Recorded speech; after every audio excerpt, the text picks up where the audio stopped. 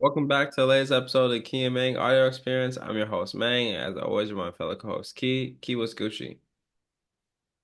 What's up? How are you? I'm good. How are you? I am great. Just finished my, second half Second of cup. no, one cup and then half. Okay, well, sure. Okay, second cup. We're rounding up. All the same. All the same. I guess. How's life in Connecticut right now that the Yukon Huskies are champs again? Isn't the parade coming? I think the parade's supposed to come soon. But it's fine. People, it's fine. I'm not crazy about UConn. I know that sounds so insane. I'm glad they won. I voted for them. I mean, I had them in my bracket, but I'm glad that it's a lot more competitive than it was when they were like spanking everybody in like 2016. Yeah. That's when I was like anti-UConn because it's just not fun to watch. hmm I was like, one of my friends in my group chat was like, why doesn't anyone talk about Maya Moore and Brianna Stewart more? And I was like, looking at their records. Maya Moore was like 150-4 in her college career. Brianna Stewart 151-5. And I was like, yo, this is a level of dominance that's just crazy. They, I just didn't like that in terms of like competitive basketball. And ever since then, I was low-key rooting against them just because I wanted to see somebody else win. hmm But I wanted Paige to win this year, so I had UConn in my bracket.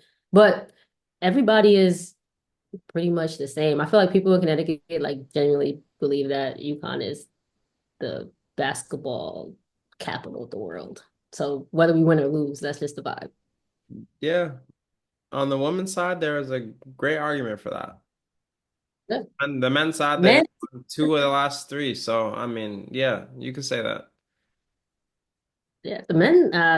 I didn't think they were gonna go far this year. They didn't, but some people are very delusional. Though, last thing I'm gonna say, some people are very delusional about UConn men's, and they had them. I know so many people who had UConn men winning the tournament Yeah, that's crazy. this year. Like, you're not serious. Like, you cannot be serious. Like, are you just putting that because you live in Connecticut, or do you genuinely believe that? There's no way you genuinely believe that. There's definitely because But you live in Connecticut. There's no way. has to be. But yeah, it's fine. Yeah, I was just It's curious. regular. I was curious because I know like y'all don't have any professional sports teams out there, so I know college is big. So I was just curious what the vibes were like post. Yeah, the Connecticut Sun Oh, is sorry, you're right. definitely You're there. right. Sorry, you're right. You're right. You're right. My bad. My bad. You're right. You're right. I don't know what the hell they're doing with their team, but we have them.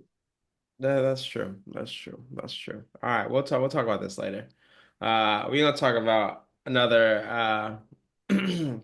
If you're listening to this in 2025, you could say the economy has been better in its past. Every few weeks, you see a headline: recession is coming, job market's cooling down, consumer confidence is down, mortgage rates are higher. And whether you believe we're in a recession, headed towards one, or dodging it by the skin of our teeth, one thing's for sure, 2025 is not business as usual. And you can either do one of two things. You can sit around and wait for it to crash, or you can start making moves now to recession-proof your life from your mindset to your money. And today we're going to break it all down. So, what we're actually seeing in 2025, we're seeing slower job growth, higher interest rates, cautious consumer spending, meaning people are spending less, and more companies cutting costs and hiring. So they're trying to save money and they're not hiring people because of trying to make sure that they're prepared for the short term and long term as a company to be able to last. Is it a full-blown recession? That depends on who you ask, but it's different. Different than when economy is doing well. Groceries cost more, credit card interest is higher. People are a little more hesitant to spend. So instead of trying to predict the exact day when the recession is going to hit, let's focus on how to thrive no matter what's happening around us. Yeah, so I think I think people have different views on if the recession is happening now or if we're going to go into a recession. And I think we can have one of two mindsets. We can be fearful of what's to come, or we can shift our mindset to being as prepared as we can be. And I think despite all the negative things that are going on in our economy now, all the changes that are happening, I think there are positive ways we can set ourselves up to be okay if the recession does hit. Hmm.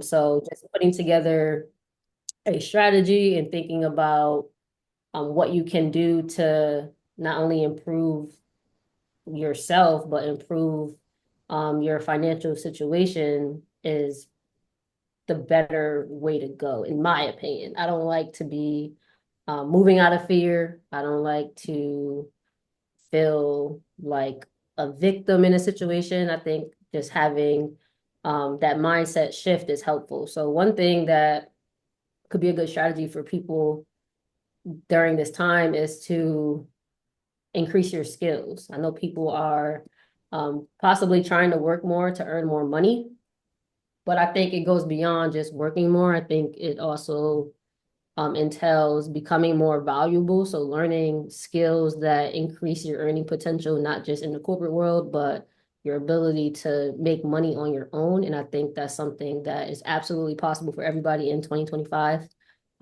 So sharpening your skills beyond just your work environment or your work skills is important. I think also to add on to that, I think just diversifying your income and having different streams of where revenue can come on. And with the advent of, more ways than ever to create money options on our online space, you have things like drop shipping or digital products or online offers or whatever. They can do a lot of stuff online that you might not have been able to do, that you can't do in person, and you can be in a lot of different places at one time. So if you have different revenue streams, whether it's um, online offerings, like I mentioned, whatever you can fit into your lifestyle, you can find ways to slowly just on a recurring monthly create recurring monthly revenue streams for yourself. So then you have a little more room to play with in terms of budgeting, and you have a little more leeway to, in case something happens in the economy, a big stock market crash or anything like that, you have some leeway to play and make sure that you're good and can still make good decisions, even though times are tough for the economy or the world around us right now. And then I think too, you look at if you have to make moves with your budget, you gotta make sure it's intentional and not just make moves cuts out of like scarcity. If you got a budget, it's just to help you get organized and see where your money is flowing. And if there's maybe avenues that you may be overspending or don't necessarily need to be putting money into or taking money out of, that's okay. But I think you just got to be able to look at your money and ask, does this align with where I want to go a year from now, 6 months from now? And if it does, yes, use that or put that money into put your make your purchase into that investment. But I think just cutting things like membership, like gym memberships or things that you need to like function, I think that's the kind of stuff that just gets you in trouble down the line. So take a look at audit your expenses and where your money's going and the things that you don't that are not gonna geared towards you in the future, that's the stuff you cut out. But the things that you need to survive and be happy and be well, then you keep those. Doesn't matter the time, like how tough things are. You need to make sure that you're happy. Yeah, when you said the budget, when you said the word budget, that made me think of how people sometimes perceive the word budgeting as like being cheap or frugal, but I think it's just raising awareness for where you are. And I think that there's people. online or like content creators, whether they're in finance or just like everyday people who are enthusiastic about finances, like they'll tell you to cut back on like a gym membership, or they'll tell you to cut back on a twice a week coffee. And it's just like those aren't really, it's not necessary to do that in terms of like cutting out those things. And then also you don't necessarily want to cut out a gym membership when that also plays into your well-being. So I think just looking at your budget from a standpoint of like what do I personally need and what do I value is helpful. Because if you go online and you're getting all these conflicting views, it's going to be hard to know what you should actually budget for, what you should keep in your spending versus what you shouldn't. Hmm. So I think is to think about what you said, like, does this align with where I want to be in the future? Because if you cut out your gym membership, then you may have less of a future or less, you're gonna be less healthy in the future. So you can't just cut out those things automatically. I think you have to do a deep dive into like what actually matters to you. Yeah. Now, if you have three different gym memberships, or like, and you don't, or you got multiple subscriptions of things that you don't use, yeah, cut those out because you don't need three gym memberships if you like struggling. But I think find the things that make you that are going to benefit you now and in the future, and you keep those no matter what. You'll figure out ways to get the funds for it. You figure out ways to make it happen, but you got to keep those things that you need to function mentally, physically, emotionally. You got to keep those throughout. And I also think that it's important to, and it's always important to do this, but have money for emergencies, like an emergency fund. And obviously avoiding like consumer debt, anything that has a high interest, because if everything is going up, like prices of everything is going up, it's going to be harder to make those payments. You're going to be putting yourself in a hole. But also, in addition to building an emergency fund, I do think it's important to invest during this time because if you look at the stock market, it's down a lot. Like everything is down. So that can be looked at in one of two ways. You can either like look at it as an opportunity to buy so that as the market bounces back, you're kind of profiting, or you can kind of freak out and pull all your money out of your 401k because you see it's down.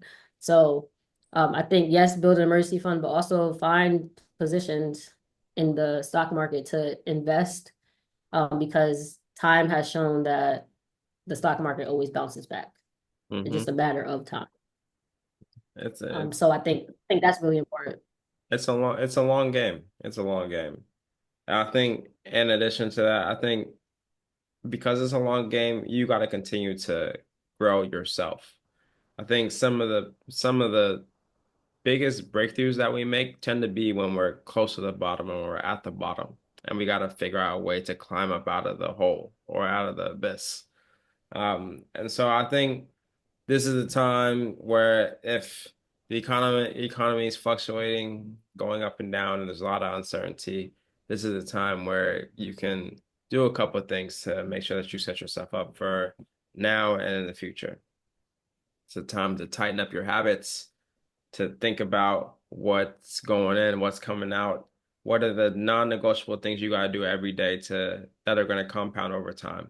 Little things, making your bed, drinking enough water, fueling yourself appropriately, meditating, journaling, whatever you got to do to decompress, to stay focused. Those are the time. This is the time to really tighten up those habits. Figure out who's around you. Figure out who's in your circle. Are they feeding into you or are they taking away from your energy? You got to have people around you that are going to protect your well-being, protect your sanity. And if you're around people that drain you, that aren't doing well for you and your future and what you're trying to work towards, you got to think about trying to limit your interaction with them because they're going to get in the way of what you're trying to get to. And I think in addition to tightening up your habits, that's also a way to just create structure in your life. So you have an idea of what's coming, you know what a day-to-day looks like, but if you gotta adjust things, you can adjust things. But having a baseline structure of these are things that gotta get done today, this week, this month, this year, and that'll just help you kind of stay focused and make sure that you're getting to where you be, getting where you need to be. And then lastly, investing in your health and your mindset. If your mind is not well or you're not healthy, it's going to be hard to have the energy to do things that you really want to do. So if you're not doing your cardio, investing in yourself, strength training, those are going to be things that you can start now. They're going to help your brain function, your heart function, and your ability to do the things that you want to do physically. And if you can't do the things you want to do physically, then you're going to be in your head sitting a lot more, maybe in the hospital because of illness or sickness, and that's another expense that you don't want to have accumulated right now. So take the time to invest in your health, invest in your mind, because those things, if you can stay solid when things around you feel shaky, you come out stronger, sharper, and more grounded than most. And if you're ahead, you don't need to do a lot to get up to that top 5%. A lot of people don't want to do the baseline things that they need to do to take care of themselves. So if you do that right now, you'll end up in a good place down the line. Yeah. And something that I want to add is you can't really control everything. You can't control the economy ever, but you can control your response to it. So, like you said, make sure that your personal growth doesn't stop. Make sure that you're putting yourself in the right positions financially, starting with having money to have liquid, like emergency fund, and then looking at some things to invest in because it is a good time to invest as long as you have time in the market. And then obviously, like you said, habits, your health, your mindset, and be willing to change direction, pivot, adapt, um, and just let this time pass because, like I said before, things do bounce back. It's just a matter of what do you do with the opportunities that may not seem like opportunities right now, but are opportunities in the moment. Hmm.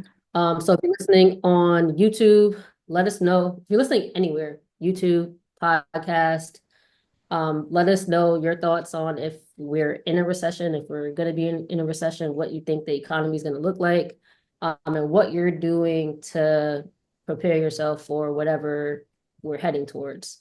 Also give us a 5-star review, and subscribe, and we'll catch you guys on the next episode. Peace. Later.